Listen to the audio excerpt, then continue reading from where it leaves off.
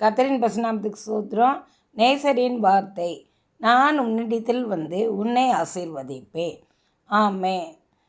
இந்த வார்த்தைக்காக ஸ்தோத்திரம். அதற்கு நீ முதலாவது கதவை திறக்க வேண்டும். ஆமென், ஆமென், ஆமென். இந்த வார்த்தைக்காக ஸ்தோத்திரம். பிரியமானவர்களே, ஆண்டவர் நம்ம கிட்ட வரும்போது நம்முடைய வீட்டின் கதவை தட்டுவார். முதலாவது தட்டும்போது நாம் திறக்க வேண்டும். அப்படி என்றால் நாம் ஆண்டவரை மனதில் நினைத்து கொண்டு சோத்திரம் செலுத்த வேண்டும். முதலாவதாக சோத்திரம் செலுத்தி, ஆண்டவரே நீங்கள் எங்கள் வீட்டில் பிரவேசிக்க வேண்டும் ஏசப்பா அப்படின்னு நீங்கள் சொன்னீங்கன்னா, ஆண்டவர் நம்ம வீட்டில் வந்து நம்மை ஆசீர்வதிக்கிற தேவனாக இருக்கிறார்.